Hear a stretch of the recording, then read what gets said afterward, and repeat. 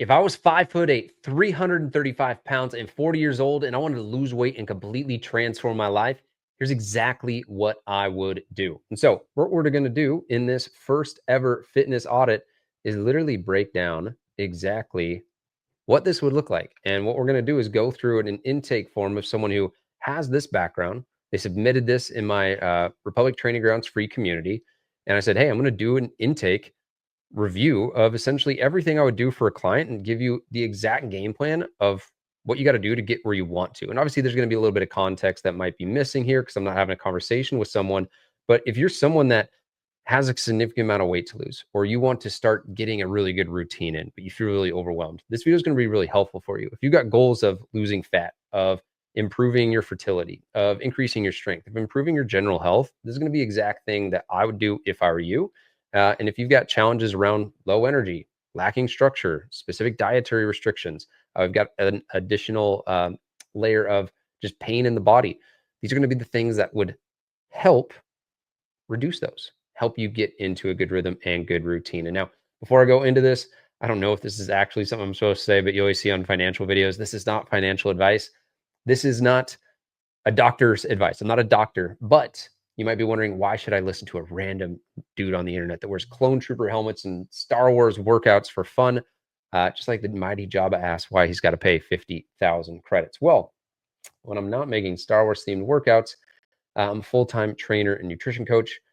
My team and I at Fit for the Republic help people come really change their lives by tapping into their alter ego and gamifying the process, but it all sits on a foundation of science and evidence-based practices.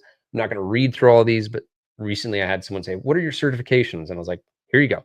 Here's everything that you need to know. Here's my experience. I really try and practice what I preach, both by having coaches, by I've invested in mentorships and learning, but also applying the things that I learn. And most importantly, I've worked with 500 plus individuals on body composition, on longevity, on performance, general population, a lot of them guys, especially over the last 2 years, where I've helped tens of thousands of people do Star Wars themed workouts just to get started. And so I specifically work right now, which is really fun to say, with guys who are Star Wars nerds that want to improve their health and get fit for their republic, their country, their community, their family. So enough about me. Let's dive into this specific fitness audit. That's what I'm going to call it. 1.0 fitness audit. So basics, we got a male, 40 years old, 5'10", 335. Goals to lose fat, get to 210, which is, I love that he put this because this shows that he's thinking big. And in order to think big, or in order to achieve big goals, you got to think differently than how your current mindset is thinking. If you go into a health and fitness journey with the same mindset that created the body that you're in, you're going to get the same result. You've actually got to think outside of the box, shift your perspective in order to think, how would a 210 pound person think? Is looking to start a family. So we want to, really optimize fertility, increase strength, improve general health. But again, we got low energy, no motivation, tired, fatigued, lacking structure. I don't know what to do. I just do random things. Lactose intolerance. That's something that I've also got. So very, very well understand this. And then arthritis in the back, pain, nerve pain in the right leg. So specific parameters that they put in their intake form was that ideally they would work out 5 days a week, Monday through Friday. Commit to 30 minutes per session is what they could do. They were new to training. That was their self-reported training age. Lightly active, 8 to 9,000 steps per day. I got a study on this that I actually think might be a little bit off in terms of this reported number. Equipment access, dumbbells, kettlebells, resistance bands, and cardio machines, so all home workout. And then COQ 10 from a supplement standpoint. There's a number of different reasons you could have been taking this, but my guess is that it's around fertility. So high level, pretend it is January 1st. Here's a really high level strategic approach on how I would approach this if I was this individual.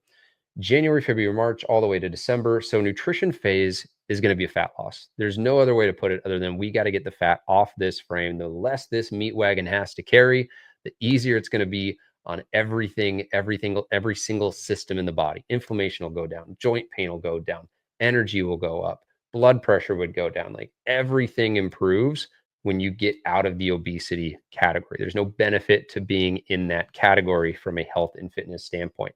Now, the phases might require diet breaks. We'd look at things like, soreness, motivation to train, mental health, sleep, fatigue. We really want to make sure that we don't just completely fry someone in that fat loss phase. So coming out and going into a diet break and just focusing on maintaining will be important.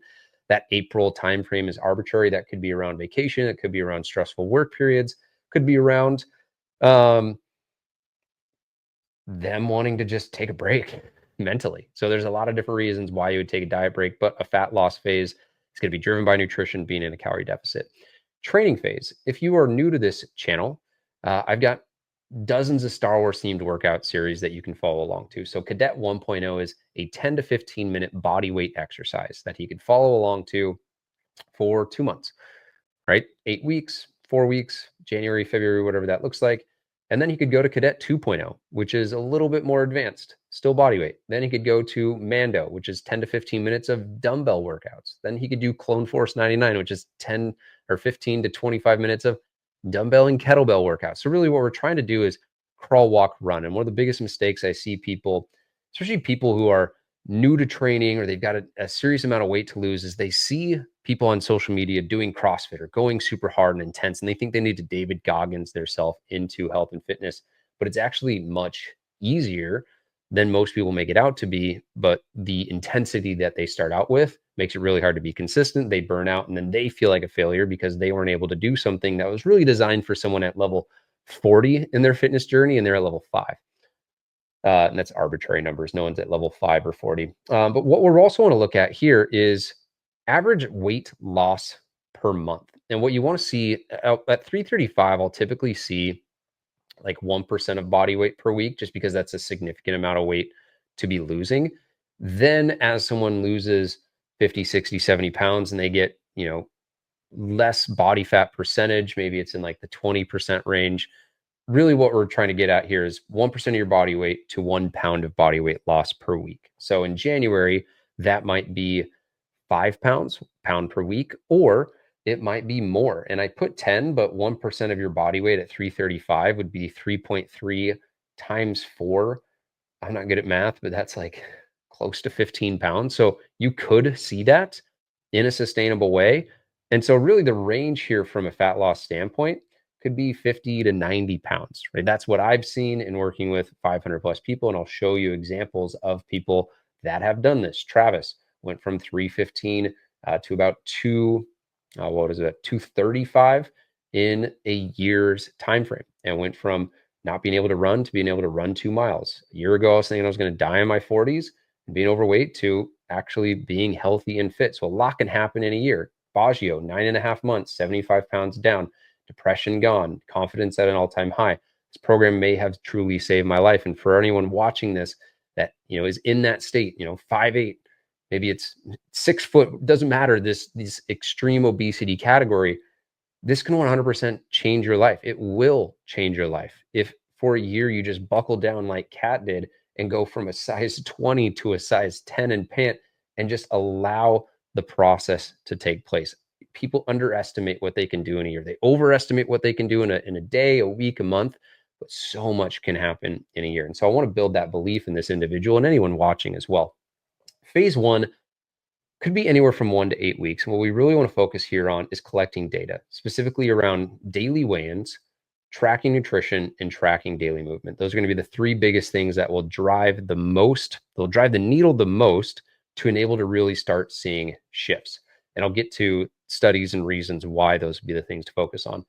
Specifically, we also want to focus on increasing energy and decreasing pain. That's going to be one of the biggest things that impacts motivation. Is it's if something's really painful, humans don't want to keep doing it, right? You could be super motivated, but if you got all this back pain every single time you exercise, it just creates a really high action threshold. So we want to decrease the pain, get some mobility back, reduce inflammation, get the pain back. We also want to increase energy. You can have all of the motivation in the world, but biology is going to lose out, or biology is going to beat willpower in a long enough time horizon. What I mean by that is you can say, oh, I'm going to have all this motivation and I'm going to do all of this stuff, but then eventually willpower just can't beat biology. Eventually you're just too tired to do something. And so we got to get that energy back. And there's going to be 5 really easy ways we can do that. 30 minutes of walking per day, like an intentional 30 minutes of walking, not, oh, I think I walked 30 minutes a day. 10-minute workouts 5 times a week. Can't tell you how many clients, how many people that follow this channel message me or we work with and we're like, holy cow, you're 40 pounds down in 3 months doing just 10, 15-minute body weight workouts at home, 5 days a week. He can do cadet 1.0. So that's what I would focus on there. Drinking 100 ounces of water per day. It's going to help him feel a little bit more full. That's going to help make sure that he's hydrated. 3-2-1 approach for sleep. I'll get to that in more detail. And then a daily protein shake. That's it. That's all I would focus on for these first 1 to 8 weeks. And now a few things might catch on really quick. A few things might take time. That's why this is a range, 1 to 8 weeks. And I would also say habits really get developed beyond, people will say like 21 days. I would say it takes longer. If it was just 21 days, then things would actually stick after 21 days, and they typically don't. From a numbers standpoint, and really what I'm trying to show here is that what we want to do is have a very specific dashboard, or really just like know exactly what the data is that we're looking at throughout this entire process. And so if we're working with someone, we want to know, okay, how many workouts have been completed?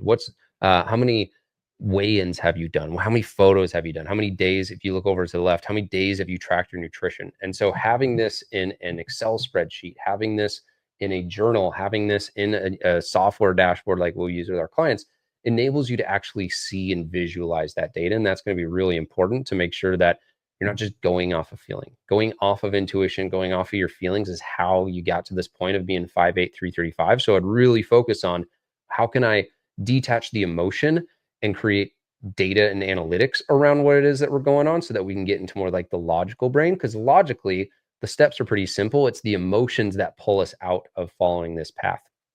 So daily weigh-in. Why do we want to do this? Let's get the first thing addressed right away. A lot of people they struggle stepping on the scale because they associate all these feelings of their self-worth with a number on the scale. The scale is just a piece of plastic. It's saying your relation of gravity's pull towards the earth as the scale is reading it. And what we really want to do is just create some exposure therapy and just step on the scale and be like, cool, this is the data. What gets measured gets managed. If you're trying to improve your finances, you want to look at your finances. You want to make sure that you have data points around your finances. And so by weighing yourself every single day, not only does it give you a tight feedback loop of being able to focus on, all right, what do I need to bring top of mind to my day-to-day, like food intolerances, sickness, random weight drops or weight spikes. So that change in the scale day-to-day helps you then go and look back the day prior and say, scale went up 5 pounds. I hit my calorie target. What actually could be contributing to this? Oh, I had 6,000 milligrams of sodium. Okay, big whoop, you had more sodium, but now you start to understand why and how the body is responding to certain things. And when you have the data to support what's going on, there's less feeling of, oh my gosh, something bad happened. I must have gained a bunch of weight. No, you didn't gain a bunch of weight. And at 335, it's going to be really easy to see 4 or 5 pound fluctuations day to day. And being able to then go and look at the data and explain why that's happening is going to be absolutely massive for you. 2015 study, Journal of Academy of Nutrition and uh, Dietetics. Dietitian's the word that it's going after. But anyway, the participants that weighed themselves daily over 6 months lost on an average of 6.1. I use freedom units, so we're looking at like 13, 14 pounds more, and adopted more weight control behaviors compared to those that weighed themselves less frequently. What gets measured gets managed. Weighing yourself first thing in the morning after you go to the bathroom, minimal clothing, just creates this reminder ritual of, okay, cool. Here's the thing I'm focusing on for today. It's not the scale, but it's the inputs that the scale would be correlated to. Next, tracking nutrition. Now, on the right is data from caloriecalculator.net. And if someone is trying to lose a pound a week, I would not set them at 2,900 calories. That might actually put this person in a deficit. There's no way of knowing unless we track weight, track food, look at 2 weeks of data to be able to say where someone actually is. But what I'm actually going to see is someone tracking their calories and not being accurate. Tracking calories is a skill you develop over time, not being accurate with it. So they'll say, oh, I'm only having 1,800 calories.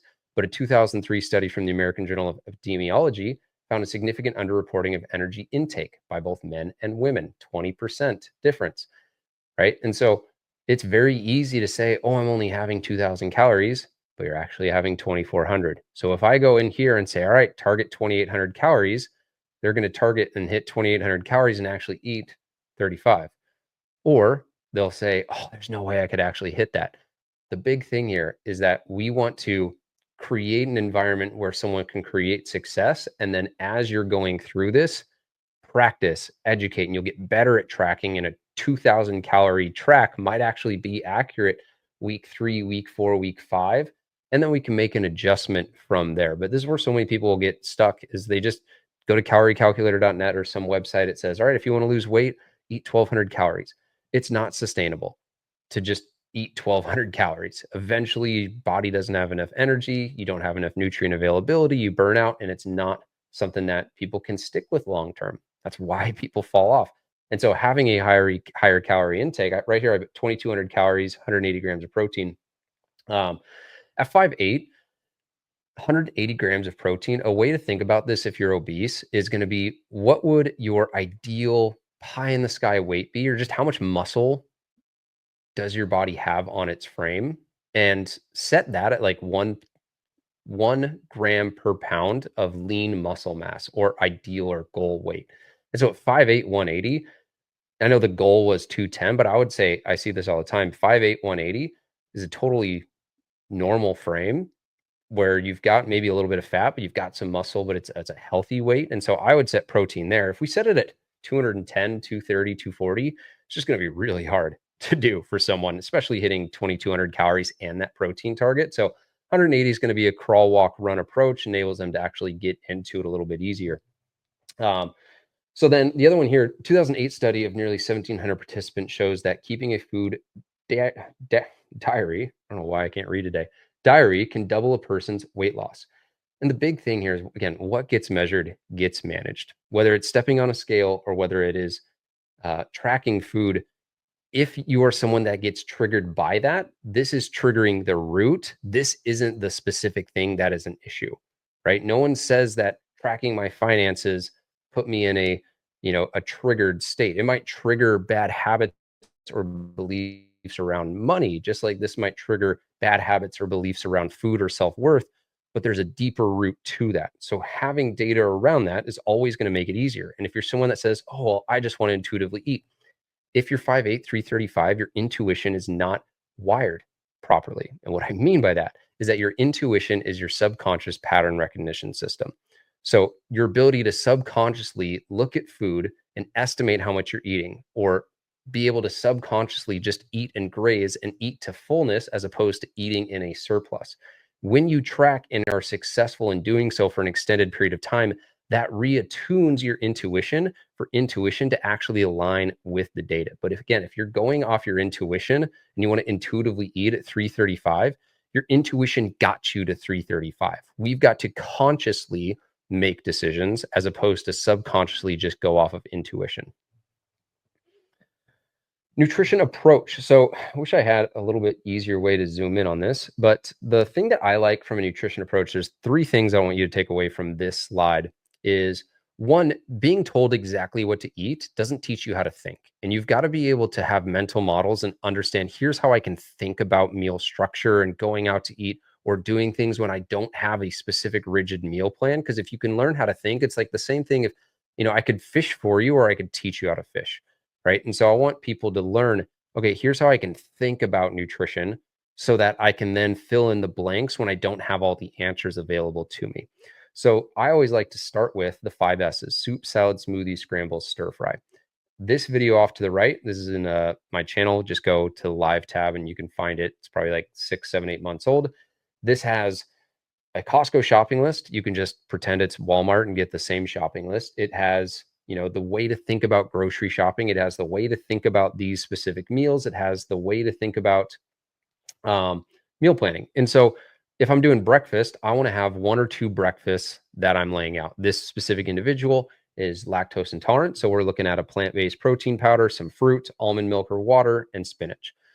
The scramble, eggs or egg whites, deli meat, spinach, onion, tapatio, avocado, right? We're getting in healthy fats. We're getting in high protein. We're getting in something that's going to be 400, 500, 600 calories, but also high protein in that, so that we're hitting that 220 calorie mark, getting full and satiated, but also getting a high enough protein so that breakfast, lunch, and dinner doesn't set us up to where, oh man, we're at 40 grams of protein at dinner. Now we have to eat a water buffalo just to get anywhere near that 180 mark. The salad could totally be interchangeable during dinner, but what I like to think about for lunch is a light, easy salad. Use a Taylor Farms salad kit or something that's pre-made and ready so that you can just throw your grilled chicken or throw your grilled salmon on top of that, or even just tuna. Like tuna fish is such an easy, simple way to get a significant amount of protein without having to prepare anything. Rotisserie chicken's another one that I really like. I literally just had, I don't have it on me, rotisserie chicken with rice, right? Ready-made rice, rotisserie chicken, add some tapatio or hot sauce or soy sauce, and it's very easy to throw together. And that's the big thing here as someone that is starting this journey. It's really easy to get overwhelmed. Don't overthink it. Ingredients should be 5 ingredients or less. And what you do is you create this structure with the 5 S's. And then when there is time to go out for a wedding or go out with your significant other, you're actually able to have that structure in place so that the 80 is already there. The 20 enables you to go live your life. Dinner, a soup, or a stir fry. And again, you're using a lot of the same ingredients. In this video here, I just don't have the scope to go through all of this in one video, but this video linked here, or that you can go check out, actually shows you, okay, here's the 35 ingredients that you would buy that would apply to all 5 of these. That would basically set you up for an entire week or month worth of meals. Track daily movement. So weigh in daily first thing in the morning, like I said, after you go to the bathroom. But then a 2014 study of International Journal of Behavior Nutrition found that participants underreported sedentary time by 131 minutes per day. Another study from 2009 found that from preventative medicine found Dutch adults overreported physical activity by 60%. So what's the takeaway here?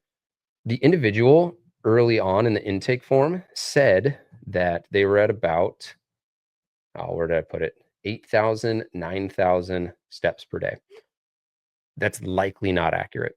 I see time and time again people being under 2,000 steps a day. And so what this is actually saying is that they're probably more sedentary than they realize. And if they were walking 9,000 steps a day, they're either consuming 4,000 or 5,000 calories a day, or they're overestimating what they're actually moving. And a lot of different fitness devices will overestimate. A lot of people will just subconsciously overestimate. And again, that's why the weight is heavier than someone would want to be. They're overestimating how active they are, underestimating how sedentary they are, underestimating how much they're actually consuming. So track your daily movement.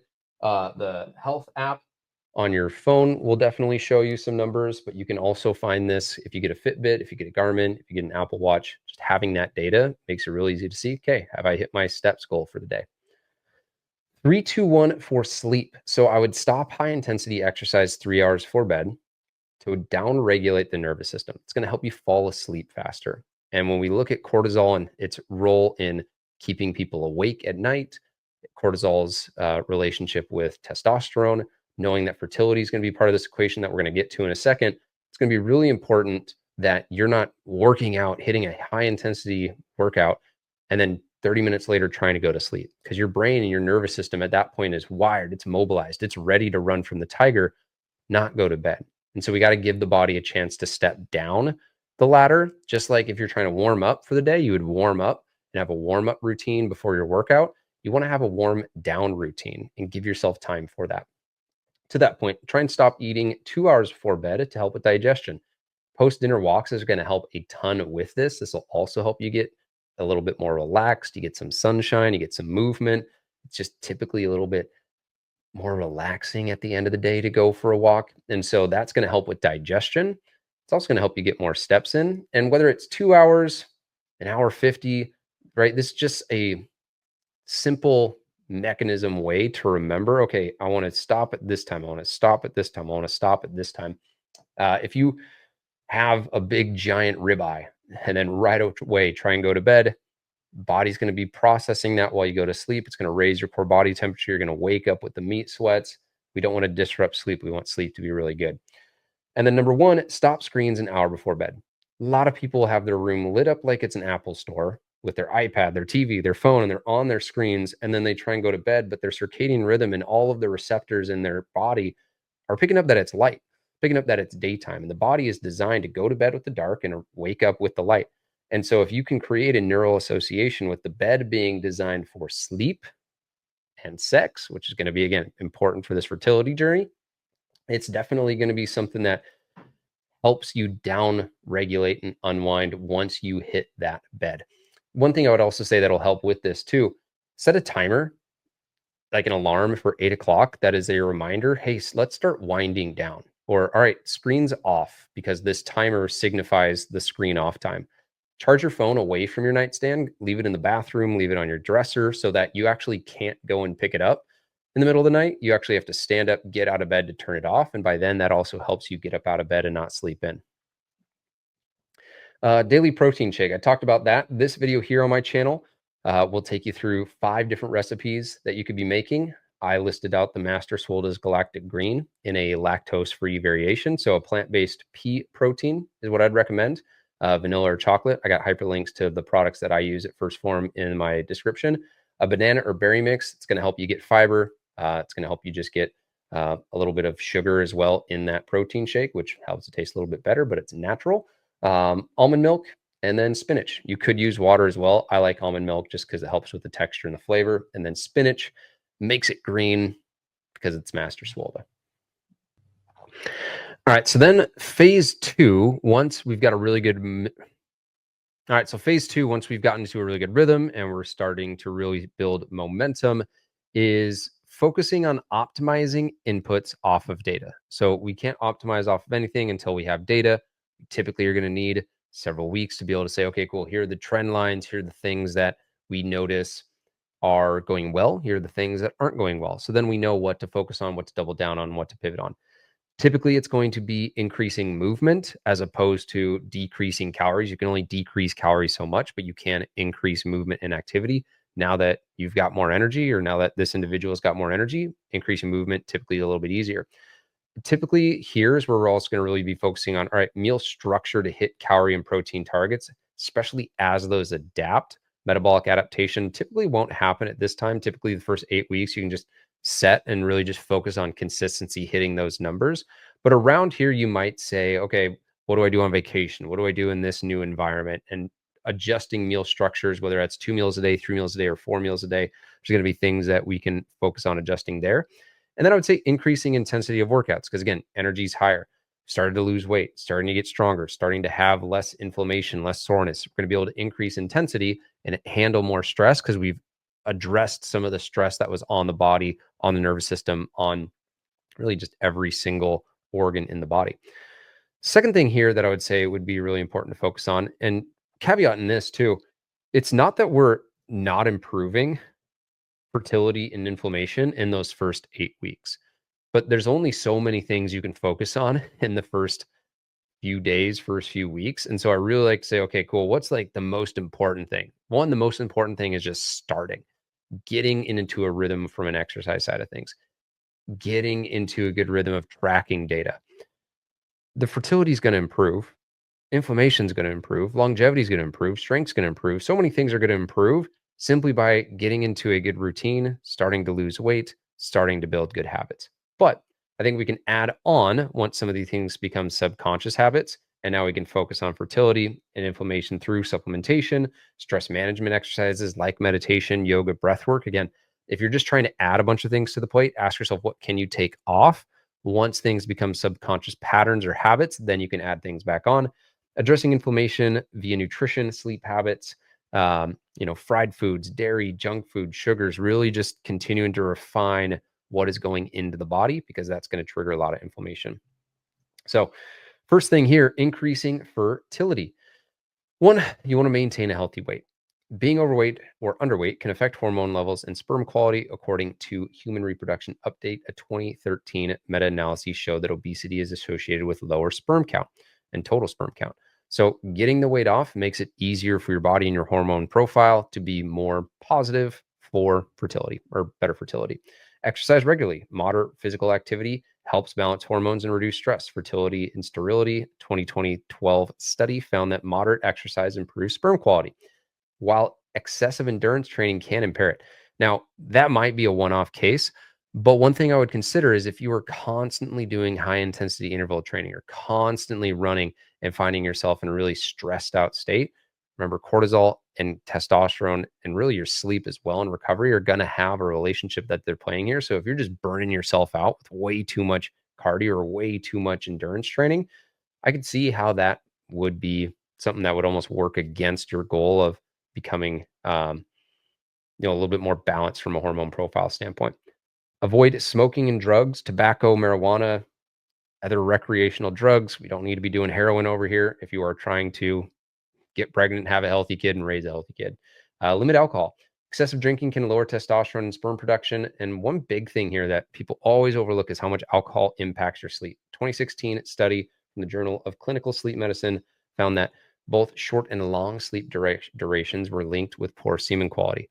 The big thing to take away from this is that if your circadian rhythm or your ability to get to stage 3, stage 4 REM sleep is disrupted, that impacts your body's ability to produce testosterone, to get anabolic, and to get into that repair, recover, rebuild state that is an anabolic state for the body.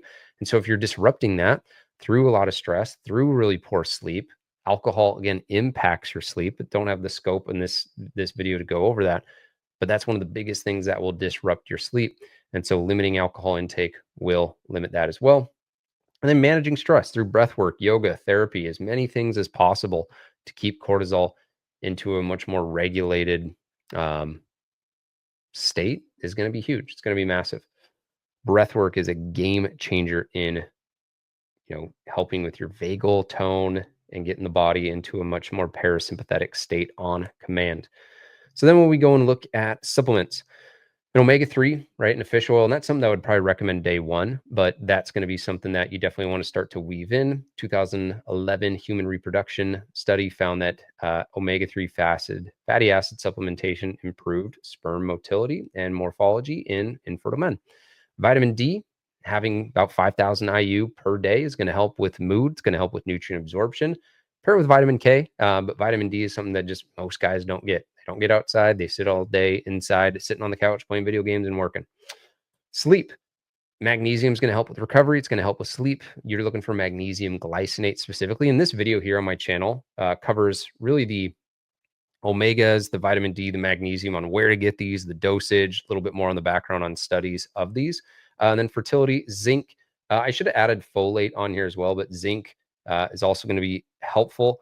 2009 biological trace element research found a positive correlation between seminal plasma and sperm count motility. So big thing with supplements, they're like adding an attachment to a weapon in the game. If you are not a high level or your weapon stinks, it doesn't matter how much you augment or add attachments to it. It's a 1 to 5% boost, but 1% or 5% on top of level 1 is like 1.05.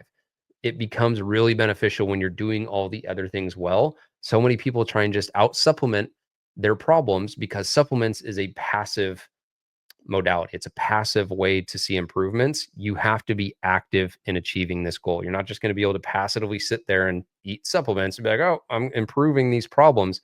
You got to exercise, got to eat healthy, and get into a good routine to get the weight off.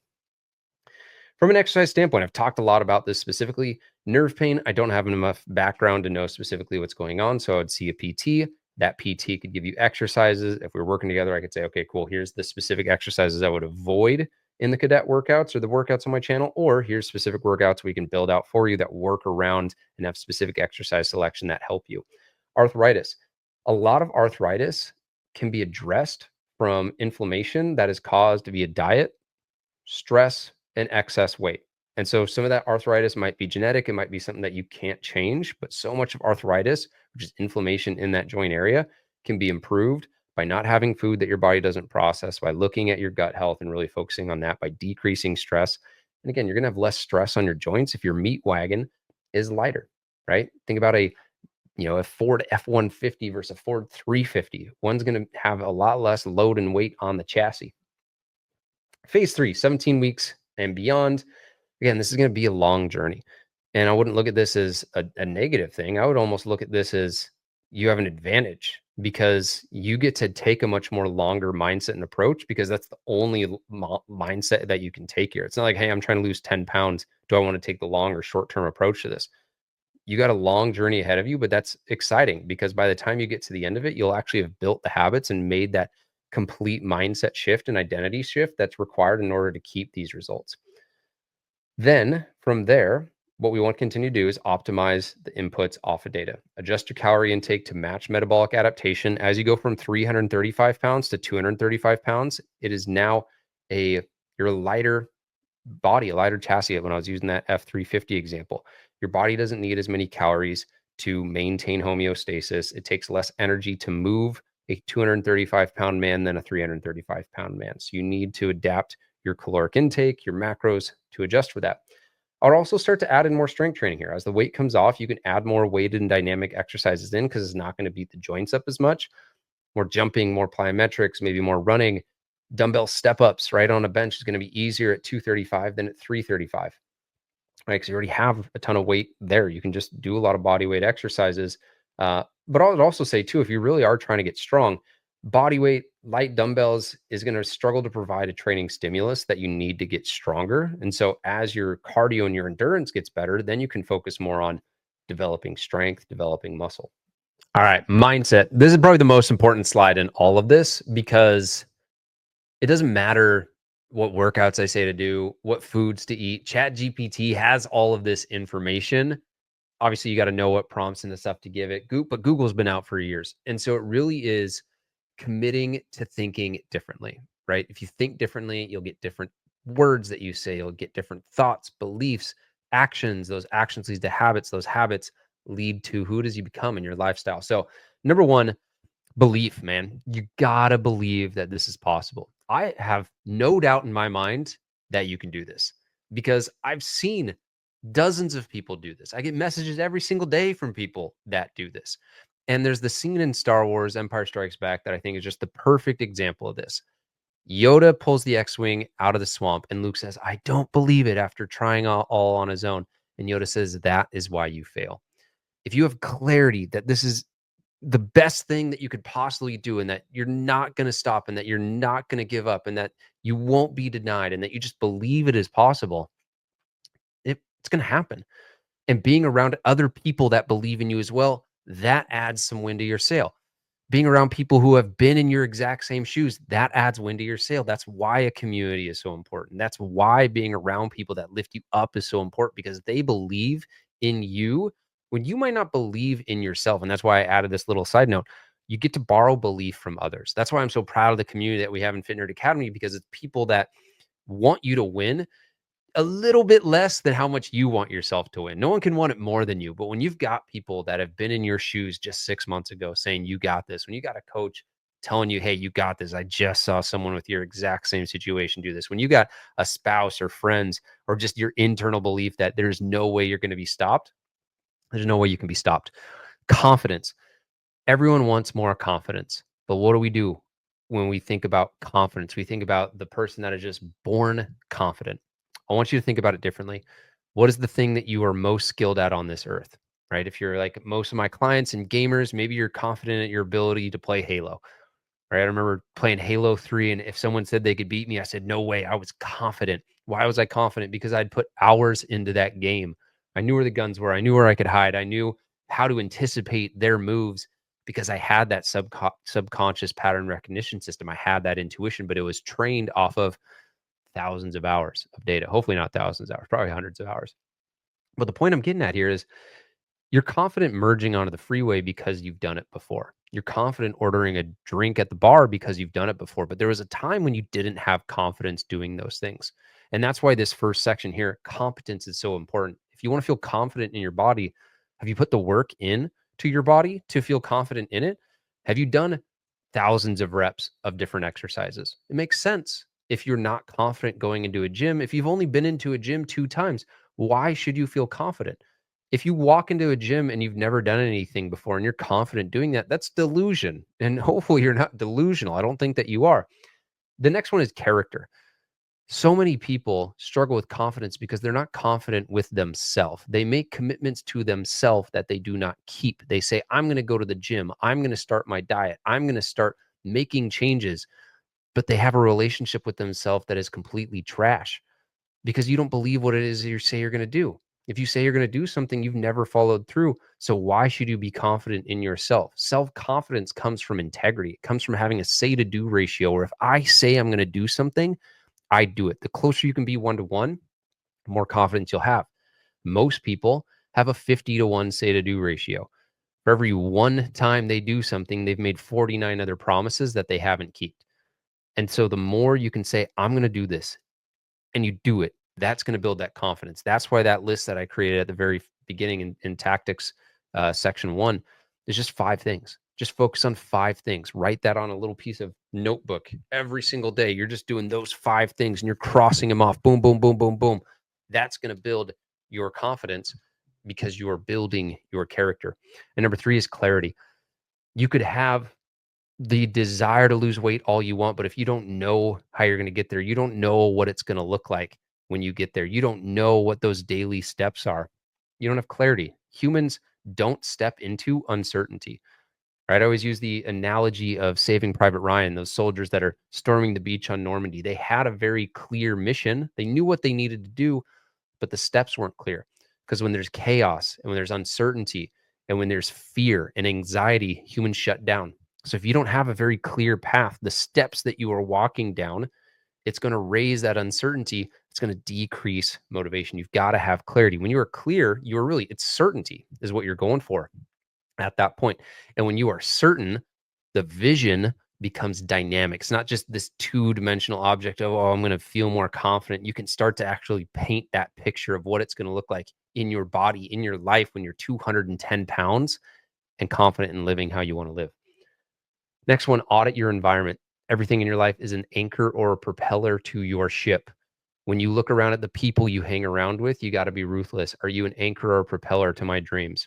Because they will anchor you down to the life you are living now. And if you want to break free from that, you got to cut the anchors. That might be friendships. And it doesn't mean you got to go and like say, hey, I hate you. I'm never seeing you again. But just distance yourself. Don't let them have the impact on you that they are having. Because if they're someone that's negative, they're someone that tells you to give up on their dreams. If you go 5 days eating healthy and they're like, oh, just give up, just go out and do all this. And it's not what's one time. It's not someone that's supporting you. That's someone that's anchoring you down to the old belief system and the old thought process that you used to have. On the flip side, there's going to be propellers. There's going to be people in your life. There's going to be podcasts you listen to, books that you listen to, social media people that you follow that accelerate your results, that give you lift, that give you wind in your sails. And you've got to be ruthless, man. What are the things in your life that you can do more of? What are the things in your life that you got to get rid of? For most people, they have more anchors than propellers. They would go further and faster in life if they just got rid of things, got rid of certain things they follow on social media, got rid of certain habits that are holding them back, right? Right off the top of the bat, things that are going to hold you back: spending hours doom scrolling, spending too much time on the news, spending time just wasting away on the couch, having quick, easy dopamine things from, junk food, candy, pornography, just sitting there watching TV and gaming and always having these short-term gratification things as opposed to doing the things that actually build fulfillment, build purpose, and build long-term sustainable health, man. Alcohol is another example of that. That's a propeller in your life. There are no bad days. There are just days. Your focus determines your reality. Every single pancake, every single piece of paper, every single waffle has two sides, right? So you might run into a situation where you're like, oh, this stinks. This is terrible. But every disadvantage has its advantages. Every single card game on the planet has a pro and a con to that card. And so you've got to be able to find the good in those situations. If you step on the scale and the scale goes up, that's great, right? You might say, oh, how is that great? The scale's trying to go down. It's great because it's working on you, right? The scale will work for you when you are the person that is putting in the work for it to work. And what I mean by that specifically is that if you are not getting the result you are want, but you are working towards it, it is working on your character. It's working on developing grit. It's working on developing patience. And you can't get the results that you want until you develop patience. So it either works for you and you get the results you want, or it's working on you. And it's developing the character traits that you need to be able to see the result that you're looking for. Next one, you got to gamify the process. I would say, from my perspective, what I've seen work really well for people that have a little bit of that gamer mentality, they're a little bit nerdier. This is just, again, the population that I work with. If you go in and try and approach it from a David Goggins, I'm going to no pain, no gain, grind my way through this, it's not going to be sustainable, right? Humans just become apathetic eventually to like, what's the point? I'm just going to sit in this muck that I've created in my life. You got to make it fun. And the way you make it fun is create short interval loops of success. One of the things that we do with clients is right when they join, we give them a short little challenge rather than trying to lose 30 pounds in 3 months. We say, hey, for the next 10 days, have a protein shake. You're going to get the Emperor Pal protein badge as a way to create positive reinforcement for positive inputs. And that's really the big thing here. We want to reinforce positive inputs because when you create that positive association with eating healthy, with exercising, with walking, with going to bed, it's now an investment in your health and it's now an achievement as opposed to a sacrifice, right? If you go and put $1,000 into the stock market, is that a sacrifice or is that an investment? It's both. You get to choose what it is. But I would argue that if you look at it as an investment, as an achievement, right? Video games give you achievements, right? You're wasting time, or are you achieving the achievement unlock, right? It's two different things you could look at. Focusing on what you are gaining is always going to give you a more positive association, but ultimately it's giving you a dopamine effect as well. Finally, what would my alter ego do? On this channel, the entire theme is this version of me is my trooper version of me. This is my Batman to my Bruce Wayne. When I don't feel like working out, I could say, man, what would CT 3939 do? And that's that part 2.0 version of me. And there's a 2.0 version of you. And I think one of the things that really helps people in this concept is being able to say, man, old version of me, I'm not disciplined. I'm not motivated. I struggle with anxiety. I struggle with self doubt. I struggle with fear of failure, right? Just like Bruce Wayne struggled with this crippling anxiety of bats, but he created Batman to overcome that. Musicians, performers, athletes, video game characters, right? Every single time you create a video game, you say, all right, what are the character traits that this version of me is going to have? Your game tag, right? That's your alter ego. That's the version of you that can, so that you can create this really binary path every single time it comes down to doing something where you're saying, man, I don't feel like working out. Old me skips the gym, sits on the couch, slams another hot pocket, stays up till 2 a.m. New me, the version of me that I'm casting a vote for, gets up, does it anyway, even when they're not motivated. That's what builds discipline. That's what builds willpower. That's what builds belief, because you see yourself winning over and over. And so, if this is something that you are watching, and maybe this is the individual that just did the full audit for, or you're someone who's like, wow, this is actually really helpful, best place to start for free, 5-day challenge. Go to the link in the description, join the Republic Army. You'll get workouts sent to you, body weight or dumbbell. You can follow along every single day, build momentum, follow along with the videos inside those emails. If you're someone's like, man, I would really love support, community, and this entire gamified process that you talk about, where we actually give people personalized helmets to symbolize their alter ego, that link is down below in the description as well. Book some time. We'll talk, make sure that I got full context on your goals to make sure we can actually serve you. And if we can, I'll walk you through what that looks like. But that's everything. And I hope this has been valuable. If it has, comment, like, subscribe, all that YouTube stuff. Leave a comment. We'll do more of these if this is stuff that you guys find valuable. Otherwise, for that alter ego stuff, check out this video here, because it basically walks you through the steps of creating that alter ego so you can make the identity shift that is needed to really transform your life from inside out.